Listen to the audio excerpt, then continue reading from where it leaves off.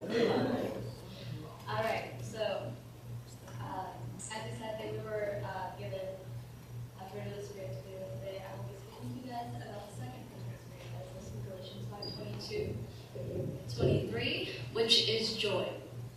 Now, how many of you can say that you have experienced joy? You do experience joy on a daily basis. Wow, that's a lot more than I thought. For those of you who don't, and if you don't, where do you try and seek it? Is it the internet, Korean dramas,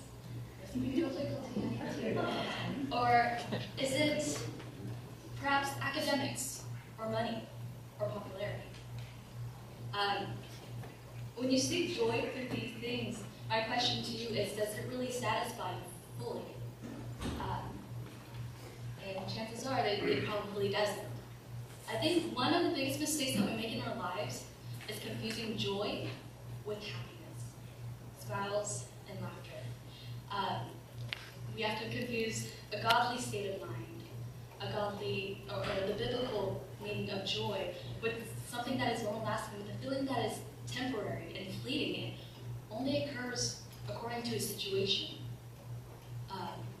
And I think that we kind of have a misconception of that. And so what we're going to talk about today is the difference between worldly joy and biblical joy, and how we can maintain and cultivate our fruit of joy in a world that doesn't seem to understand us at times.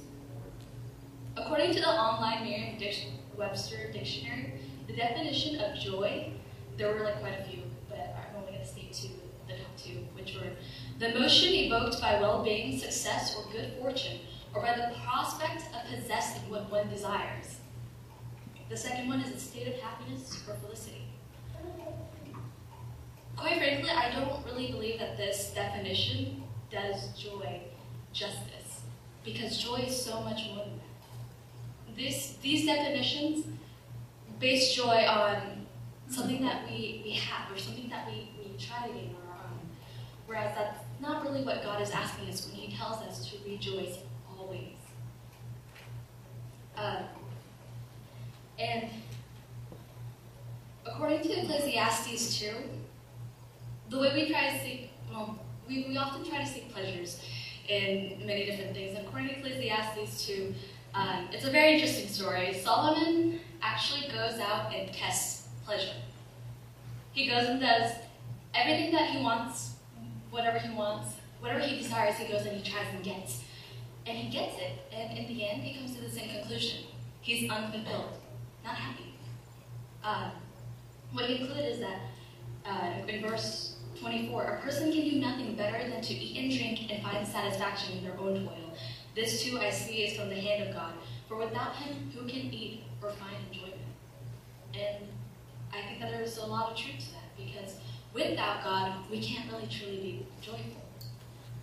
According to the Bible, joy does have some happiness to it, but it also means so much more than that, which is expressed when God tells us to rejoice in your trials. When you think about that, it's how is that possible? Life is hard. It sucks sometimes. It's you want me to rejoice? It's not about being happy at that time, but giving thanks in that time, being joyful in that time. And as Christians, for what reasons do we not have to be joyful? As Christians, we are the children of a God who is all merciful, all loving, graceful, and who gives us more than we could possibly ever ask for. Yeah, He doesn't give us what we want sometimes, but to tell you the truth, what we want isn't always exactly what's best for us. And not only that, but trials also helps refine us and builds perseverance, and that is something that we should rejoice in. It makes us stronger. It's preparing us for what God has for us. According to 1 Peter 1, 6-9, it tells us to rejoice even though we have these trials. And these trials come to prove our genuineness of faith, which is of greater worth than gold, which perishes even though refined by fire, and may result in praise, glory, and honor when Jesus Christ is revealed. When you can say in your time of trial, God, you are enough, God, I am happy with you and you alone.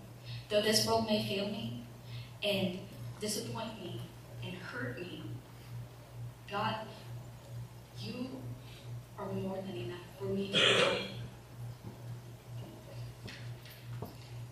Now, what I want to kind of go back on is that we need to move away from our misconception that joy is happiness and smiles and laughter, and that it is a fruit well, of course, it is a byproduct of being filled with the Spirit, and it is something that,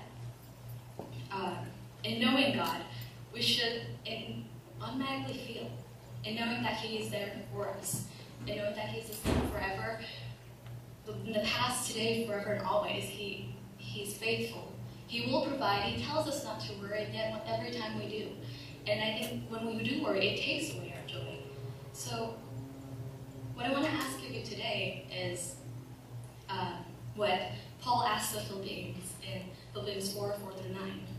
Rejoice in the Lord always. I will say it again, rejoice.